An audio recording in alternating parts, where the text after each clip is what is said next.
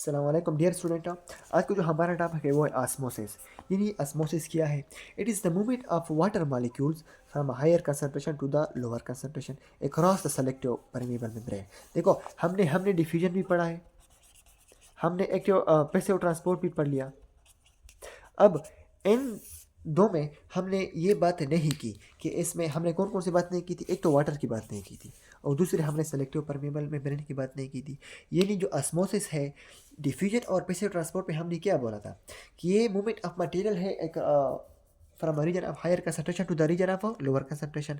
हम ऑस्मोसिस में भी ये बोलते हैं कि ये भी मूवमेंट ऑफ मटेरियल है from region of higher concentration to the region of lower concentration. लेकिन एक बात करते हैं कि ये जो मूवमेंट होगी ये कौन सी मटेरियल की होगी? ये वाटर की होगी। यानी वाटर इसके लिए स्पेसिफिक है, ओनली वाटर ही ऑस्मोसिस करेगी। लेकिन किसकी जरूरी करेगी? सेलेक्टिव परमेबल मेम्ब्रेन के लिए। यानी जो भी मेम्ब्रेन है अगर वो सेलेक्टिव परमेबल हो, चाहे सेल मेम्ब्रेन हो चाहे दूसरी हमारे पास मेम्ब्रेन हो, लेकिन उसके लिए सेलेक्टिव परमेबिलिटी ज़रूरी है। वो across the selective permeable membrane.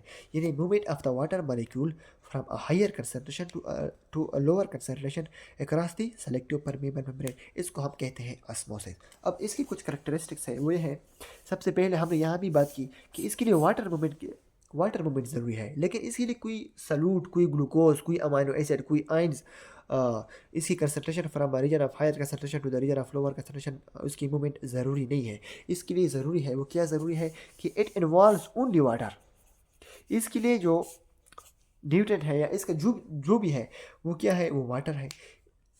यानी जो मटेरियल ये ट्रांसपोर्ट करेगा ऑस्मोसिस के ज़रिए वो होगी वाटर। और इसके लिए selective permeability of the membrane होना ज़रूरी है। और वो ये वाटर जो ट्रांसपोर्ट होगी वो किसके ज़रिए ट्रांसपोर्ट होगी? वो ट्रांसपोर्ट होगी सेलेक्टिव परमेबल मेम्ब्रेन। और सेलेक्टिव परमेबल मेम्ब्रेन को हम जो हमारे पास से मेम्ब्रेन है वो good example of the selective permeable membrane है। अब ये कंसंट्रेशन ग्रेडियंट हमने डिफ्यूजन में भी पढ़ा था, हमने पैसिव ट्रांसपोर्ट में भी पैसिव ट्रांसपोर्ट में भी हमने पढ़ा था कि वो उसकी जो मूवमेंट ऑफ मटेरियल है वो अलॉन्ग द कंसंट्रेशन ग्रेडियंट है। यानी वो वहाँ से मूवमेंट करेगी जहाँ पे उसकी कंसंट्रेशन ज़्यादा हो, वहाँ तक करेगी जहाँ पे उसकी मूवमेंट, यानी कहाँ से कहाँ तक करेगी?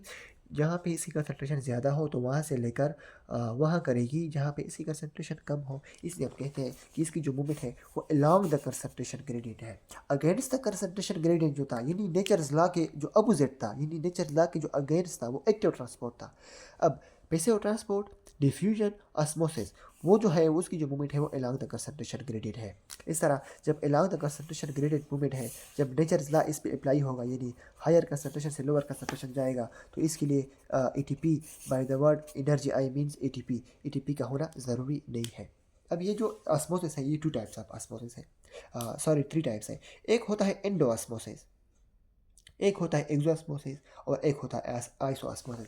अब एंडोऑस्मोसिस में हम वाटर इन करते हैं, यानी into the cell move water हम लेकर जाते हैं।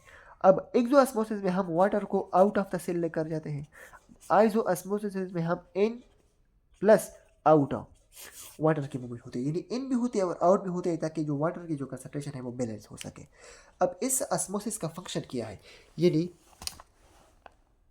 यानी ये जो ऑस्मोसिस है इसका फंक्शन क्या है? वो है सेलुलर फंक्शंस और सेलुलर शेप। एक तो ये सेल के जो शेप होता है उसको उसके मेंटेनेंस में हेल्प करता है, और दूसरा जो है वो है सेलुलर फंक्शन जो है, by word cellular function I mean कि सेल में डिफरेंट मेटाबॉलिक प्रोसेसेस होते हैं, और उस मेटाबॉलिक प्रोसेसेस के लिए क्या ज़रूरी होता है? वाटर का होना ज़रूरी है। यानी सेल के अंदर हम अगर हम एवरेज बात कर लें तो 70% वाटर होती है, और जो सेल के प्रॉपर फंक्शन के लिए वाटर का होना ज़रूरी है। इसलिए जो ऑस्मोसिस होता है वो सेल के प्रॉपर फंक्शन के लिए, यानी सेलुलर फंक्शन के लिए, सेल की जो भी फंक्शंस हैं उसको मेंटेन करने के लिए ऑस्मोसिस का होना ज़रूरी है।